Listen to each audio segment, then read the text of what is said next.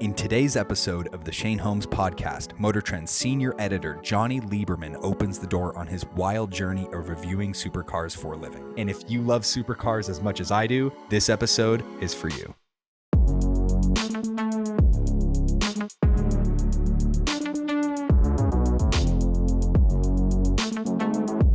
So let's talk about the literal elephant in the room. This behemoth of a $600,000 Rolls-Royce. Shane, 578. 578. Sorry. What is the craziest driving experience that you have had ever? I took a Chiron Super Sport up to 245 miles an hour. And then I'm like, well, let me go again. About 240 miles an hour. I got hit by it. Welcome back to the Shane Holmes podcast. Today we have Jonny Lieberman. Jonny is a famous automotive journalist. He's been with MotorTrend for a long time. He creates some amazing videos. I've been watching them for years. Thank you so much for coming on, Jonny. Oh, thank you for having me, Shane. So let's talk about the literal elephant in the room. This behemoth of a $600,000 Rolls-Royce. Shane, 578. 578. Sorry. Come on. Yes, this is the new Rolls-Royce Spectre. This is the electric Rolls-Royce. Base price $420,000, so it means there's $158,000 in options. Yeah. I showed you one, which is the color matched umbrellas. So it matches the Morganite paint. Yep. Which is kind of a great color. It's just sort of like 80s lipstick color, and it's grown on me. And as you said, literal elephant. It's massive. This thing's big, dude. For a two-door, it's huge. But what's wild about it, and I think that obviously the 23-inch wheels help a lot. If it's not around other cars and you're like 25, 50 feet away from it, it just looks like a really well-proportioned, muscular coupe. Yeah. And looks sporty. And then you get up on it and you're like, oh my God, it's the size of an SUV. Yeah. It's exactly what a Rolls-Royce should be. Back in 2014, I went to the factory in Goodwood, and they had an experimental electric Phantom. It was called the 101EX, I think. And it was just a Phantom. They pulled the engine out of it and they put in batteries. And, it only went about 100 miles. But it was like, holy cow, it's torqueier. And that's what you want out of like a Bentley or a Rolls engine. It's just torque, not horsepower. It's quieter. There's no smell. There's no, it's much more elegant. Yeah. And then in that one, because there was no prop shaft or drive shaft for the, go from the engine to the rear wheels, the transmission to the rear wheels, the floor was flat. So you had more room in the back, and in a limo, hey, that's a good thing. Yeah. Owners back then, apparently they showed it to a bunch of owners and they hated the idea of it. And, and it didn't go very far. This one, it says you have, it depends on how you've been driving the day before, like either 270 or 250 miles of range. Like I left my house this morning and it said I have 249 miles of range, and I got here and it was saying I have 225 miles of range, and I live 40 miles away from here. So I was just cruising on the freeway, sitting in traffic. So it's probably like 275, which 300 would be better, but it's enough. And if you have a Rolls-Royce, odds are you're not doing long drives. You're just kind of running around town. So it's perfect. You'll have a home charger. You won't have to deal with public charging. And it just kind of works. Yeah. So I'm a big fan of it. I think like if I was very wealthy, I would super have this car, drive it everywhere, and not worry about anything, because it's just I love that. It's just so relaxing. It's just a great car. Because I was looking at 2 days ago, before we were talking about doing the podcast, I was looking at getting like a Urus or something to replace the RS6, and then I started talking to you. I'm like, oh, he's got this Rolls-Royce, like, for making content and for things of that nature. Oh, bro, yeah. Like probably not this car. That's outside of the affordability range. For now. 578. Yeah. Well, that Ferrari out there, that doesn't look too cheap. That's why I can't do this one. So we because having like an F8 paired with like a very smooth, like maybe Ghost, or what about a Cullinan? I think for what you want is like sort of more of the Phantom drophead coupe. Something wild. Like have you seen Sergio's white Rolls-Royce convertible? That put real wheels back on it. Like that is like And those can't, I mean, they're not cheap, but they can't be that much money. Rolls-Royces right now, like the used market is soft. Yeah. Just be careful of the Phantom Coupe and the Phantom Drophead Coupe. I think those are still up a little bit, but yeah, a used Phantom is a cheap thing to buy, and they're wonderful cars. I mean, they're absolutely wonderful, especially the first gen Phantom, naturally aspirated V12, space frame, so it's just like stiff and quiet, and just a really nice car. Is it kind of hectic to drive a car like this every day, or is it just hectic? Chill. The opposite. Really, it's literally like a sensory deprivation tank rolled into a massage parlor. You're just. They have how they have the starry headliner. Yeah. So last night, sick. Yeah, last night I'm leaving the Soho house, as you do, driving down Sunset Boulevard, and I stopped at the light and I kind of looked this way, corner of my eye. It does shooting stars. Like there's just little shooting stars that happen. It's like, it's so great. Yeah. Yeah. The opposite of hectic. You're relaxed, you're comfortable, you're happy. Yeah. No, it's one of those like it's good to be rich type cars. It's like they know their customers and their customers are fucking rich. That's so good. Yeah. So outside of like we got this Rolls-Royce here. Yeah. What like generally speaking is your favorite brand, like your go-to brand of vehicle? I'm pretty brand agnostic, and a lot of people struggle with this. Yeah. But like, hey, if Mercedes makes a great car, I like that. If Mercedes makes a bad car, I don't like it. I'm not going to excuse a bad car. For instance, I'm trying to think of a good for instance. Okay, the last gen AMG GTC, possibly the most underrated sports car of all time. Really? Yeah. Current SL. Yeah, I don't like them very much. Not good. It's a miss. The GLB, terrible product. Yeah. But like the GLC, wow, what a great little SUV. Yeah. And GLE's even better. Yeah. So I'm pretty brand agnostic. Now, if we were alone, I would tell you that I'm kind of a sucker for Lamborghinis. I just love the brand. Yeah. There's sort of a thumb in the eye, new money, outsider thing to it. Cause I'm, if I got wealthy, I would be new money because I never had money, so it's that sort of appeals to me. And then I also just have a soft spot, not necessarily for the way they drive. Like I love the way Lamborghinis drive. But like Aston Martin's just a sort of an aesthetic and just like they really are beautiful, and they've been beautiful since they've DB4. Always been beautiful. Yeah. Well, if you look at a DB3, is it kind of iffy? Or DB2? But yeah, but like they've just really embraced beauty, and I think that it's cool to make like beauty a brand value. Like, like BMW, not a brand value. No, especially the new ones. They look like that naked mole rat. I don't know. It's like I've been saying this because I drove the i7 M70, so the big electric limo. I've heard that thing's pretty cool. It is one of the most impressive things I've ever driven. Really? Like shockingly wonderful. And then you get out and look at it, and you're like, oh. Yeah. It's just sort of a letdown. Yeah. It's crazy to me. It's like, what? Like, why that design? Like, yeah. You could, designs are free. I mean, you got to pay the designers, but you can make it look like anything you want. And they pick. And that, I'm just that, and the XM, even the M3, I'm just like, what are you doing? Yeah, no, they missed it. BMW missed so hard in the new generation. Yeah, but then, but they can engineer a great car, and I don't know. And then like, the Z4 is like pretty good looking. Mm-hmm. Not an Aston Martin. So yeah, again, so to answer your question in a roundabout way, I'm very brand agnostic. Yeah. I try really hard to be, and it helps me with my job. For sure. And the secret, for those of you that want to get into automotive journalism, I think the secret to longevity is to think in terms of competitive sets. i7 M70, what does it compete against? S-Class, the EQS sedan, the big one. Yeah. Maybe, Bentley Continental or Bentley Flying Spur. That level of interior luxury, Mm-hmm.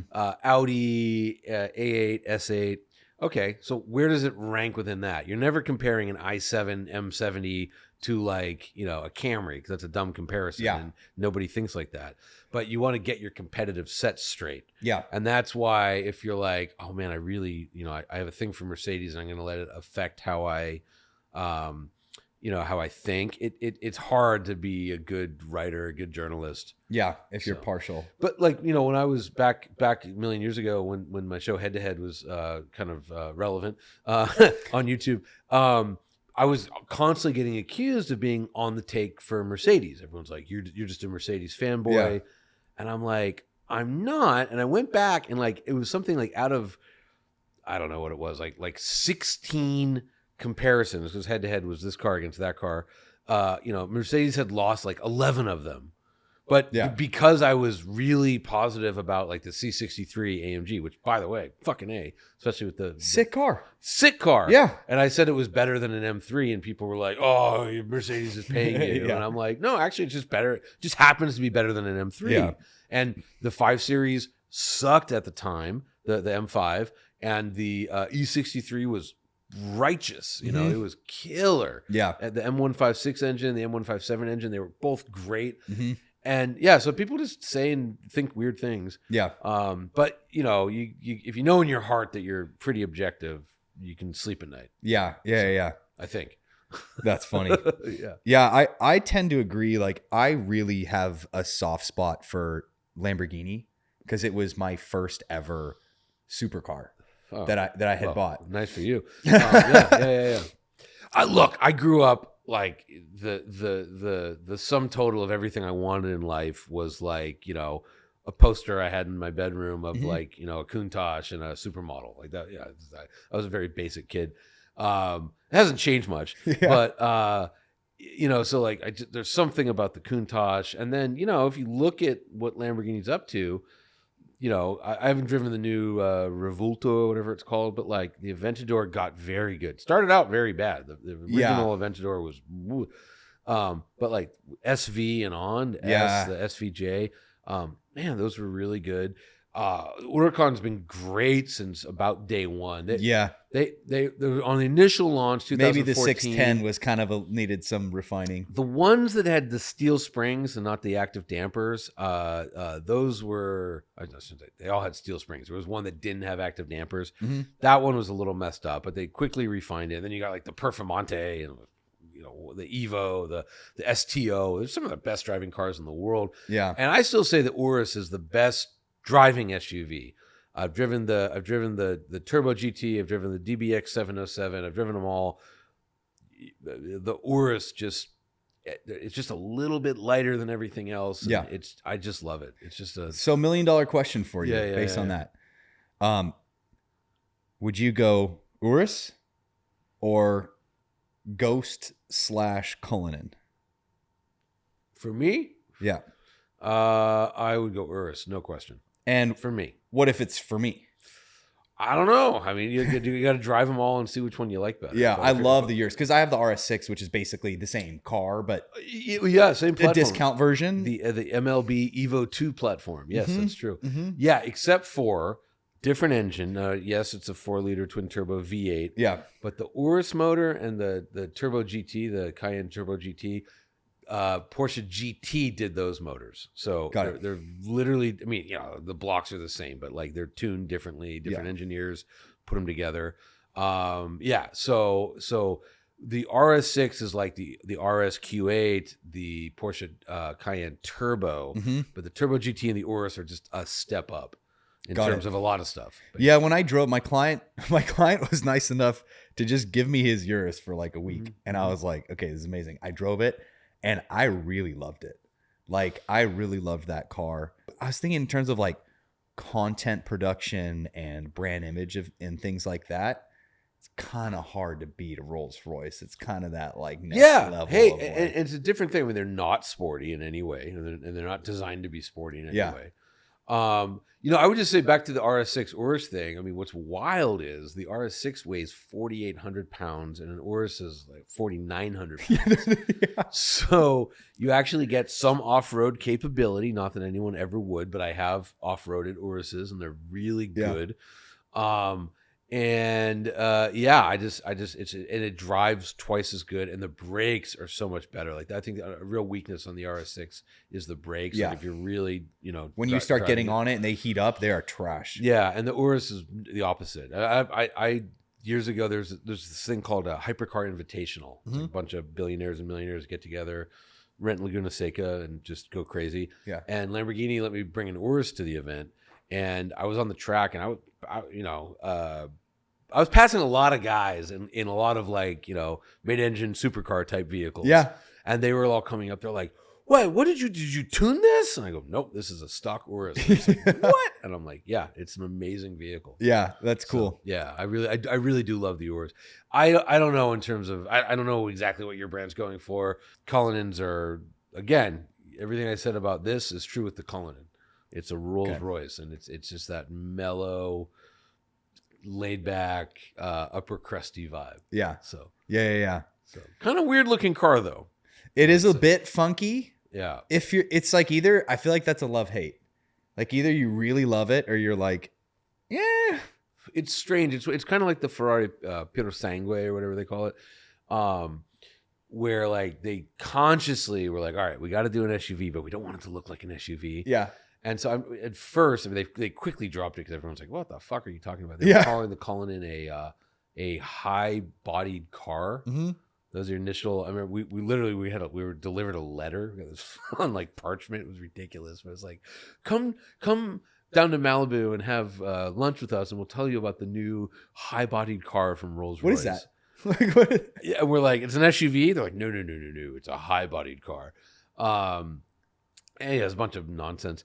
But yeah, and funny story about the Cullinan though, and I think I saw years ago what I believe was the original design. I knew there was a the former head of Rolls-Royce design, Giles Taylor, who worked at Jaguar. I've known him a long time. Wonderful guy. And he just showed me something real quick on his phone and pulled it back. But it was like, oh, okay, that's pretty neat. And then I saw the Cullinan, and I'm like, bro, it's what happened? It's different and bigger. And he goes, well, what happened was we had the model and we shipped it around the world to show owners. Because Rolls they're different than most car companies. They're owners first. They really don't care what the media thinks. That's cool. They don't do comparison tests. They're just for the owners. And hey, if you're selling $500,000 things, like, yeah, better make sure that people are going to pay that much. And, we took it to England, and everyone said, yes, it looks fine. We took it to, Germany, and they said, yeah. Went to Russia. Said, yeah. Russia said, do the Germans like it? Okay, then we like it. Took it to China. Like, it's got a Rolls-Royce badge. That's all we care about.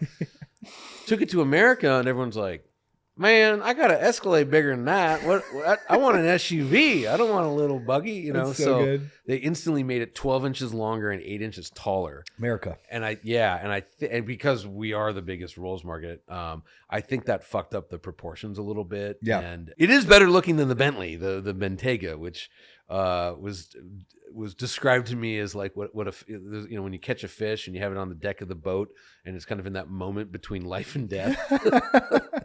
That's what a Bentayga looks like. And that's accurate. Very accurate, yeah.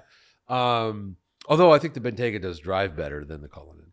Really? But again, like a Rolls-Royce drives like a Rolls-Royce. It's meant for going very peacefully in a straight line. Yeah. It's not meant for corners. You're not going to be cornering like a Urus or No. Or even Bentleys. I mean, Bentleys have this sporting heritage, and they have speed versions of everything. Yeah. And like one time we were doing a video, this is years ago, back when Camisa and I did head-to-head together. We were doing Model X versus Bentayga. Mm-hmm. And dramatic pause for cigar break here. Yeah, you got to sometimes. And we were in the middle of nowhere. We're out in Joshua Tree somewhere. And to get lunch, we had to send a PA in the van. And it was like, 45 minutes or maybe even longer to go to the lunch place, and then another 45 back, right? Yeah. So the PA leaves, and then about 10 minutes later, someone's like, hey, where's the lens? There's some camera guy, whatever lens they needed. Oh, it's in the van. And they're like, we need it. So I like hopped in the Bentayga and jammed to get this guy before he got on the freeway. And I mean, I was doing $125 on some pretty small roads. Mm-hmm. The thing was awesome. I was like, wow, this is And again, that's the same platform as Urus, RS6, all that stuff. It's, Audi A4, same platform, MLB2 Evo. But yeah, so it's a great car. I just think it looks a little funny. Yeah. I was listening to a little bit that you were doing with Matt Farah talking about the Sterrato back like a couple years ago. And I thought your insight was super interesting on that car because I loved. What was my insight? I don't remember. So I my first car was a Performante, and then there was an STO after that, and both were just like I loved those cars so much. I sold that when I sold my Performante. I didn't want to. I had to. I was in the middle of like 9 construction projects, and I literally ran out of money, and I was like, this sucks. Got to swallow the ego here. Yeah. But going back to the Sterrato. You were saying how it like it's kind of like the Dakar, where it's like the looseness of it actually makes it somewhat more enjoyable because you don't get snapback and things of that nature. Like when you're driving around, you can kind of send it sideways a little easier because you don't have that inherent grip. And I was like, interesting. That would be really fucking fun to slide around. Yeah, it's funny because I actually drove, I think it was back in like 2018 or 19, I drove the prototype. And they Maurizio Reggioni, who was the former sadly departed head of R&D for Lamborghini. He had this little group of journalists. It was me. I was the only American. Charlie Turner, who was the editor-in-chief of Top Gear. Jörg Cocker, who was a Austrian-German guy, and then Christian Gebhardt is a German car journalist. And he would like to bring the 4 of us into projects kind of like 6 to 18 months early to drive them around. And like, they were probably like 90 to 95% done, but like any last minute things that we would, I remember with the Urus, we were like, it'd be better if it, what was it we were talking about? Like, the more brake bite initially, and that was a tricky one because it was like, they knew they had to do an SUV, but it had to be a 4-liter for China. They couldn't put a bigger engine. The only bigger really thing they had was the 6-liter W12, which, it's kind of a Bentley thing. But anyway, so we just helped them tune it. And so I drove the Sterrato on one of those programs. Mm-hmm. And I remember I think it was a little goosier when I drove the prototype because I have driven the production one. And I think it just had softer suspension. Yeah. But we were in Nardo, the Nardo test facility, and they have one of the best tracks in the world. I hate to say it because you'll never be able to go there unless you get my job or become an engineer, is at the Nardo. It's this insane on the beach 16 corner track that's just so good. And there's this one jump where it looks like you're jumping into the ocean. It's just awesome. That's cool. Yeah, if you're over 110 miles an hour, it's a jump in any car, except for the big Aero Lamborghinis that get sucked down. Yeah. But I was just driving that Sterrato around the track, and it was just rad to have that much body lean in a Huracán. It was just unusual. Yeah. And I think they did a great job with that car. I think good for them for doing it. Backstory on that, Reggiani told me, was that Stefan Winkelmann, who's the current CEO of Lamborghini, but he went away for a while. He became the chairman of Bugatti. Mm-hmm. When he came back, he was like, what are we working on? And they're like, we have this Sterrato. And he was kind of like, yeah. And they're like, well, Porsche's doing the Dakar. And he's like, we're going to beat him to market. Greenlit, go. Love that. Yeah. Love that. They kind of came out about the same time. Yeah. But, so what is the craziest driving experience that you have had ever? Okay, the first, all right, the 3, I can't do one. The 3 that jumped to mind. Okay. I raced Pikes Peak, which was insanity. That was insanity. Yeah. Now my race itself, it was really foggy. I could show you when we're done, but you had about 20 feet of visibility, and there's just cliffs. Sucked. Sheer 1,800 foot cliffs. So you're done. That sucked. Practice was awesome though. We had 7 days of sunshine and just perfect weather, and it was amazing. That was crazy. I took a Chiron Super Sport up to 245 miles an hour. But we were trying to go 250, and I was getting hit by crosswinds. Uh-huh. So the first run to 245 felt pretty good, but Yeah. I was like concerned because, I wasn't looking at the speedometer because they say like, keep your eyes up, don't look down, all right. But, we have data, and I thought I had gone 250, and they're like, no, it's 245. I was like, ah. And then I'm like, well, let me go again, which was a really dumb idea because the tires after 245 miles an hour are not in great shape. Yeah. And we didn't know it was the wind. So they were like, they'd set it up real conservative because we're on like a 3-mile runway, the space shuttle runway in Florida. And so the one of the guys was like, all right, he's like, where the cones are where we tell you to brake? Like, go another 1,000 feet. Just keep it floored.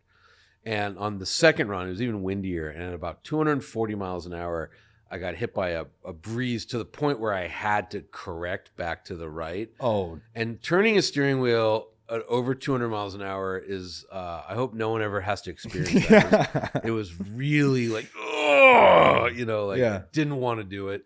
And that one was only 243, and I kept my foot in it for an extra second to go another 1,000 feet, and really dangerous and stupid. Yeah. So there was that. But the craziest and the greatest and will never be duplicated probably was I did the Mille Miglia, or Mille Miglia, or whatever you pronounce it, in a 1956 Mercedes Gullwing.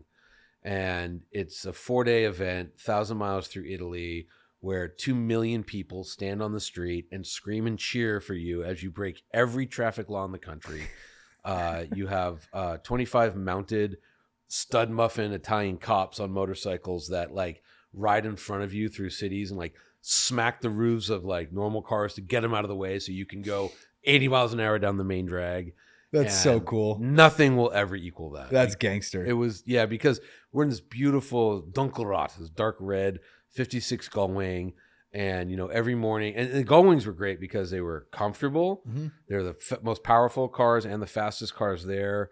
Handles great. A whole team of Mercedes engineers that rebuild the thing every night. So you pull in, you're like, yeah, brakes are kind of and the alternator light's doing this, and then you wake up in the morning, brand new car. But we'd pass the same 50 cars every day because we were just faster than everybody, and just one of the most unbelievable experiences of my life. Yeah, that's amazing. I have so many memories that just burned in forever. Like, at one point I remember looking up or just paying attention to like taking in the bigger picture, and there's a 550 Spider in front of me, and I mean it's a 550 Spider. It's not a kit. It's a 550 Spider. Yeah, and there's a Gullwing in front of him, and there's some Ferrari behind me, and we're just jamming through the hills at like 100 miles an hour. We went to Monza, so. A rally like that, they do a lot of like what they call special sections, and they're very boring, but it's like it's time and distance stuff. So it's like go 39 kilometers an hour for 33 seconds, then go 40 kilometers an hour for 12 seconds, and you try and like you get points based on how accurately you do it. Yeah. So and we were competing. I was with my friend Rob Moran, who's the head of communications for Mercedes-Benz North America. But one of the other Mercedes teams was a Gullwing, and one of the drivers was Gordon Wagner, who's the head of design for Mercedes, who's just a fucking nutbag and great guy. Yeah. Wonderful guy, actually. And so Robin, our thing was like, we're going to beat Gordon. Yeah. So we were team Dunkelrot, and he only wears white pants. So they were Weisserhosen. So we had to beat them. That was our mission. Anyways, we're at Monza, and we're on the old track at Monza, which has the crazy banking. Like, it's like 90-degree banking. And because Mercedes is Mercedes, they really wanted us to nail the special sections. So they gave us iPads that had like countdown timers. So when it said go 30 kilometers an hour for 39 seconds, the navigator would hit start. And then when it got to the next one, hit start. So we'd be perfect time. Mm-hmm. Well, because of the way Monza was set up, there was 7 sections. The screen only displayed 5, and so when he had scrolled inadvertently, so we started on 3, not on 1, right? So as we're going through there, right when we get to the banking where we're supposed to go like 50 kilometers an hour, he's like, "Oh fuck, Johnny, I'm so sorry. Oh my god, I screwed it all up. We've done it all wrong." And I just saw banking, and I just floored it, and we're going 110 miles an hour, like. Sideways, like stuck to the wall, passing everybody who's trying to do the time and distance. And I'm like, nope, you fucked nothing up. I don't care about winning. This is the greatest moment ever. Yeah. So that it's going that sideways on an embankment. You got to see Monza. I mean, you can't even walk up it. It's so steep. Yeah. It's insane that like cars will stick to it. But we were jamming. We literally were above everybody, passing on the top. In again, like, you know, the 56 gull wing. It was ridiculous. That's insane. Yeah. So that's the craziest car experience I think of. I mean, I can keep going on and on and on, but I'm sure you can. It was that was like, wow, that creme was de la pretty creme. cool. It was a real honor, like, for them to take me and it was just it was That's really awesome. good. It was really, really good. What was your in terms of like just straight up vehicles? I saw that you've done Koenigsegg, Agera RS, and things of that XS. nature. I was an Agera XS. So that with the XS, they take the 1-to-1 motor and drop it in, or not necessarily. They built two, so 50-50. One had the regular RS motor, and one had the 1-to-1 motor. I drove the 1-to-1 motor. And the 1-to-1 has 1,600 horsepower. Well, I forget the numbers. I think it's 1,400 on on E85. They call it Jungle Juice, but E85. Yeah. Now, sadly, I drove that, and I drove it in the rain in Miami. So it was a handful. Yeah. I couldn't even imagine. Cool. 1,600 horsepower sliding in the rain. Only 1,400. Yeah. It was rear drive. It was wild. I've driven a bunch of nonsense like that. That's amazing. So, I mean, honestly, one of the greatest cars I drove recently ever was the Pininfarina Battista. Is that the electric one? The electric one. So it's it's a twin of the Rimac Navara. Yeah, but it looks good, unlike the Rimac Navara, and it's 1,900 horsepower. And electric just on tap. Oh my God. Yeah.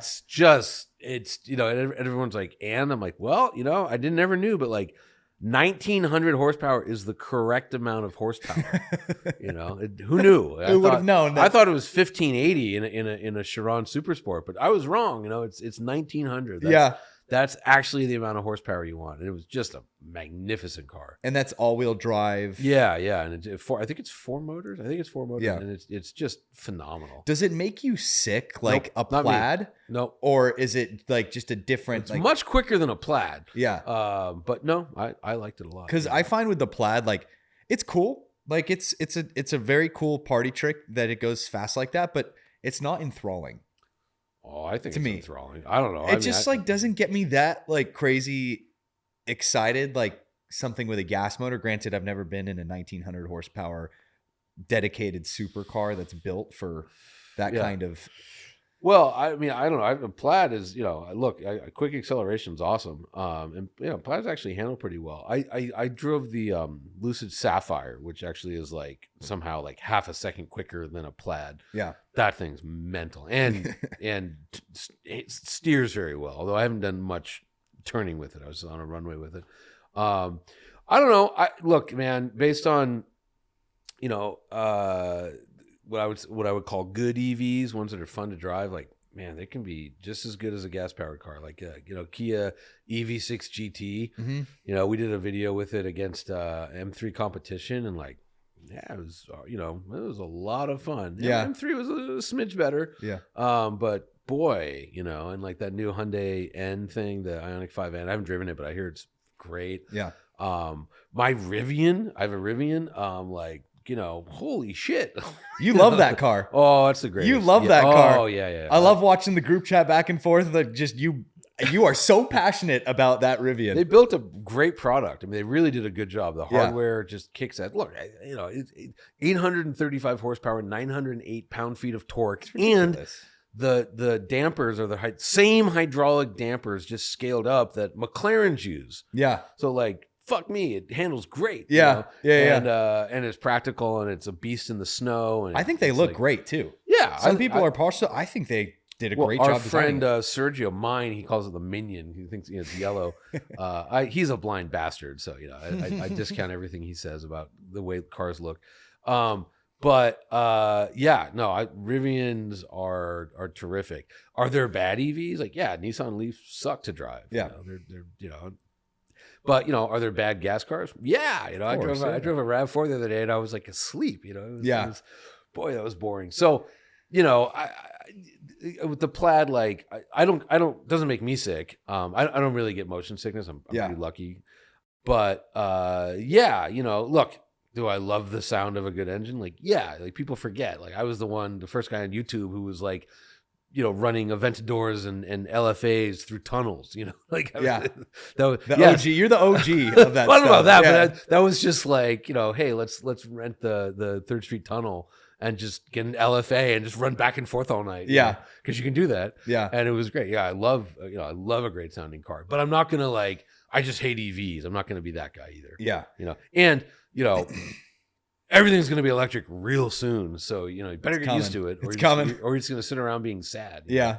So have you had a chance to drive either a Carrera GT or an F40? Okay. I'm such a loser. So no on F40. A dude was like, drive my Carrera GT. And it was early in my career and I'd had a bad experience where it was a private car and the front bumper fell off and the guy was like, I don't want to get into it. It was ugly. I had no money and he made me pay him a lot of money. Yeah. And it was very sad. So I was just so paranoid because I just heard all these things about the clutch. Yeah. So we were at the Hollywood Roosevelt and we're going on a rally and he's like, oh dude, he was a fan of mine or something. And he's like, just drive it. And I limped it around the block in like 2nd gear and then brought it back. And, so no. Understandably total so, loser. No, it was a mistake. It was a big mistake. I mean, after ripping the front bumper off a crazy expensive car, it wasn't even a crazy expensive car. Just the fucking stupid, shitty, cheap bumper fell off. It was annoying. That's funny. Yeah, I was like driving in a straight line and just like, I ran over it. And I was like, ugh. Anyways, it was, things were different back then. Yeah. So yeah. No, I from what I understand, Carrera GTs are amazing. I sadly have not had that experience. And another day you'll rip one apart next time you get to drive. Oh yeah. And a quick thank you to our sponsor of today's podcast episode, Inspired Closets and Cabinets. They are going to be replacing this entire wall behind us with beautiful custom cabinetry. Can't wait to show that to you guys. Nice. I'm excited about that. Hey man, I'm a homeowner. I'm like, that's cool. I want that. Yeah. Hey, maybe they'll hook you up. Who knows? Hey, Inspired. Let's go. Yeah. So they actually hit me up on Instagram and they were like, hey, we've seen your signs around and whatever. And can we do your cabinets? I was like, absolutely. Why not? Let's do it. Hell yeah. That's awesome. My next question for you. Yes, sir. Was what initially started your journey in wanting to be an automotive journalist? I mean, look, man, when I was, 10 years old, I grew up in Thousand Oaks and, there was a Crown Books on the corner of, Moore Park and, was it Jan's? I think it was Jan's. And, I would ride my bike constantly there, to find the latest issue of Road and Track, Car and Driver, and Automobile. Never MotorTrend because it was horrible back then. And they came out once a month, and that was it. And it's so hard, I think, for people of your generation to understand my generation, because we literally had nothing on TV about cars, nothing. Yeah, maybe the Indy 500, if you remembered. And if you're 10 years old, how do you know when anything's happening? We had car magazines and posters. Spent a lot of time buying posters, because then you could look at it at least. Because you didn't have Instagram. So if you wanted to see a Countach, you had to stare at your bedroom wall. You know what I mean? That's funny. If you wanted to see girls, you had to stare at your bedroom wall. Yeah. I was just very well versed on the American car magazine thing. And then I just sort of did different things and college and whatever. And then when I was 25, I found myself unemployed. And I cold called MotorTrend because I knew they were in LA. And I love that. Well, hang on. Hang on. And they were like, fat chance, man. You'll never know. But they gave me the best advice. Whoever I spoke with, I think it was this guy, Matt Stone, but he said, look, he's like, it's not 100% true, but he's like, you don't just start at MotorTrend. You start at a smaller magazine and you work your way up. And I was so egotistical and just full of myself. I was like, well, fuck that. And hung up.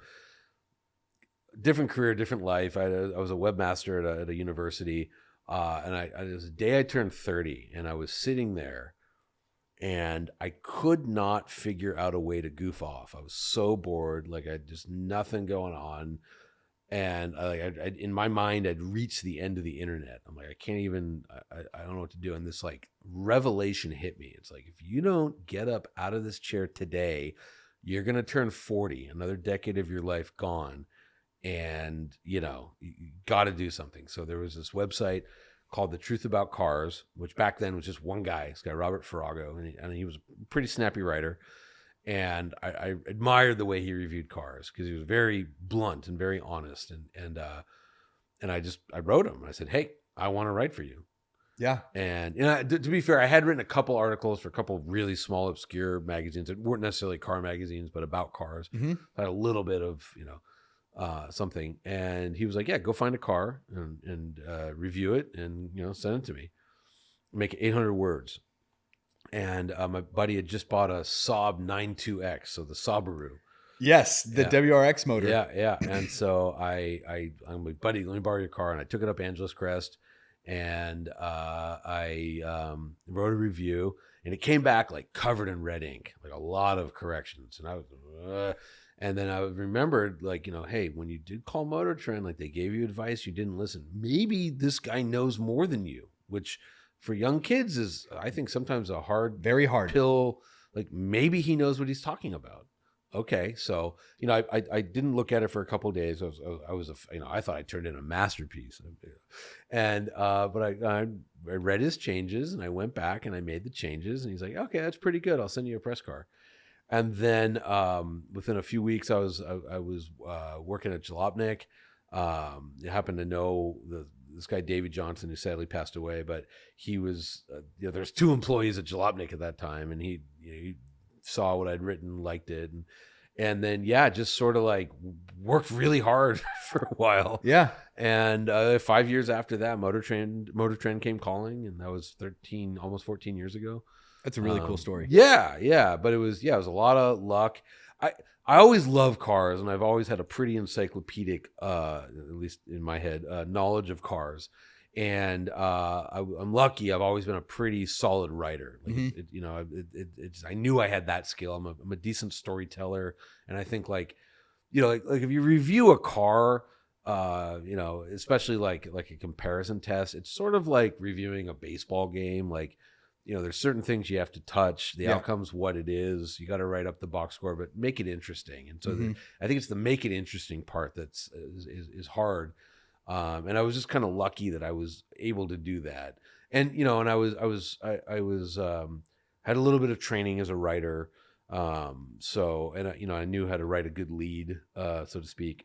So that, but then just also like an insane amount of work. I mean, it's like my first couple of years in this game, the amount of output I was doing was just crazy. It was like, I mean, it's going to sound like bullshit, but I would get up at like, I was young, but I'd get up at like 6 a.m, start writing, go to work. And I still had this, other job.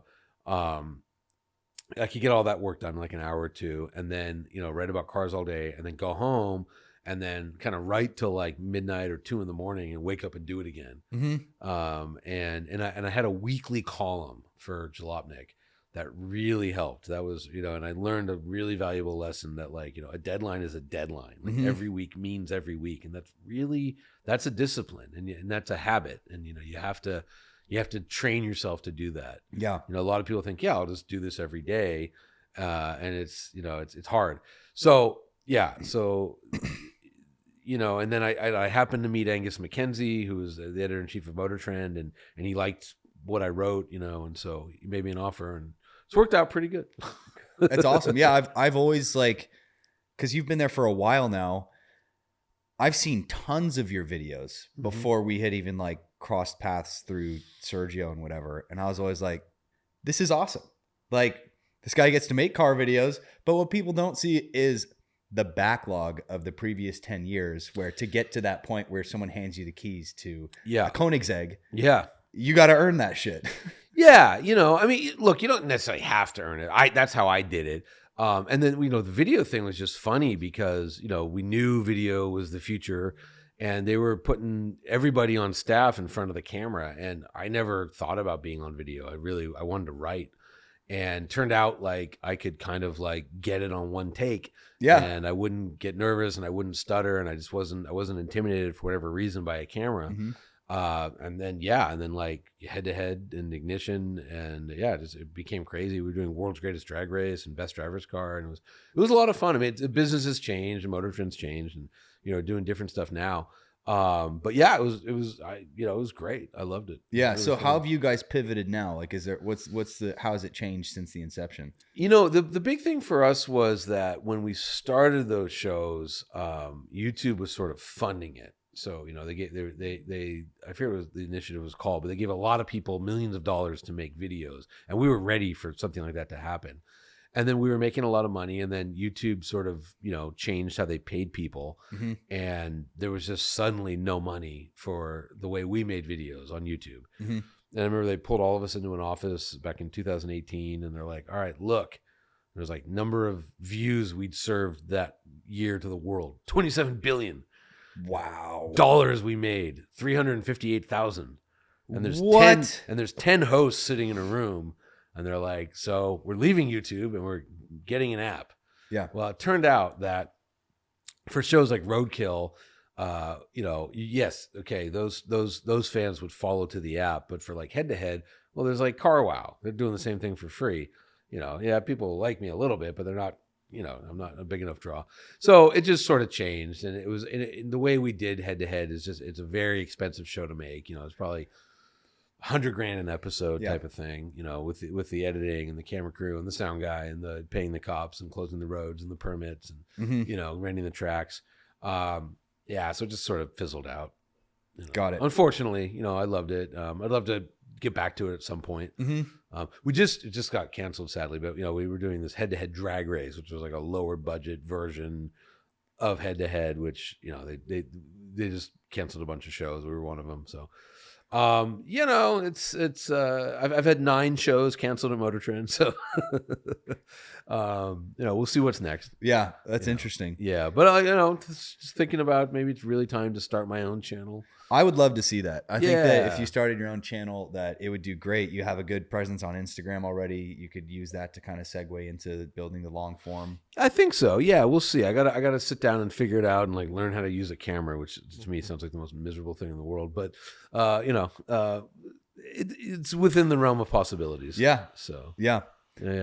That's why I finally brought on Tyler, who's standing behind the camera for like a long time. I had this desire to start YouTube and to start a podcast, but I do not like operating a camera. I cannot edit. I can't do anything. It's the editing that freaks me out. It's a lot of work. Yeah. Because me and Tyler are in the same office right now. So I watch, like, he's 8 hours a day, sometimes 10, 12 hours a day, like cranking. And I still have my real estate business to run. Yeah. So like, I'm trying to run that and do this. And I thought by bringing on Tyler that I would be like reducing my workload. But in all reality, now we're like, okay, now we have to actually film the content. And you know how time consuming that is. I do. Yeah, it's crazy. Like, yeah, video production is like, it's wild that like to pump out a 10-minute video, the way at least we do it is like 3 days of filming. Yeah, super high production crazy. value. Yeah. But like, hey man, good for you for doing it, and it's and it's good you brought someone on because like I know another thing that people should know is know your weaknesses. Like I know I'm very weak at detail-oriented stuff. I'm very weak. I need an editor, both for writing and for film. But yeah, I'm exploring the idea. Cool. Yeah. Yeah, it's been really fun. Like the process of daily vlogging and just creating random like real estate related and car related content. Like in the end of the day, I'm happy to do it and to do it for a year and not care what happens because like this is fun. Like it is fun. Couple bros in the garage smoking a cigar. Like what else would I be doing on a Saturday? We would be doing this without a camera. Right. Today's Friday, but yeah. Tomato, potato. But no, but like people always say, like, "Oh man, you have the best job in the world." And I'm like, "Yeah, beats working." It's like it doesn't feel like work, and even though it's quite a bit of work, it just doesn't feel that way. It's fun, and I really enjoy talking about cars. I really do. I think people like you because they feel that passion. They know that you're doing it because like you genuinely love it, and that can be seen even through the camera. I hope so. Yeah, you would just be doing this this is your passion. You'd be doing it anyway. It's it's like we were talking about. It's like I was putting this much thought into cars when I wasn't doing it professionally. Yeah. And I was just like, maybe this is, and I remember too, like when I the night I asked my wife to marry me, it was like I was going to quit my full-time job and really do cars full time. Mm-hmm. And I remember I said to her, look, I really think I can be successful at this. I think I can. We're going to be poor for a few months. Yeah. It's going to be hard. And she was like, she had less money than I did. She's like, what poor? She's like, I think we're rich. We weren't rich at all. And so it was kind of a big jump. Mm-hmm. But it worked out, and I don't know. I had a lot of luck. I had some great mentors along the way. Like that guy Farrago, Spinelli at Jalopnik, a couple guys at Autoblog. And then Angus was just, he was really encouraging and really believed in me, mm-hmm. And would let me make some mistakes. And I remember when I started there, it was the best line ever. He goes, your job is to think of stupid ideas. My job is to pay for them. Yeah, and that was so good. And we spent a lot of money back then. That's so good. Yeah, that YouTube money was awesome. Yeah. Yeah, it's a bummer that YouTube kind of changed on. Same with I think Facebook was paying out a lot of money for content at one point too. Oh yeah. I'm hooked up on Instagram, which is Facebook, and not that it was a lot of money, but I would make like $500, $600, $700 a month just from Instagram. Now it's like $27. Yeah, same content. I'm doing the same thing. Yeah.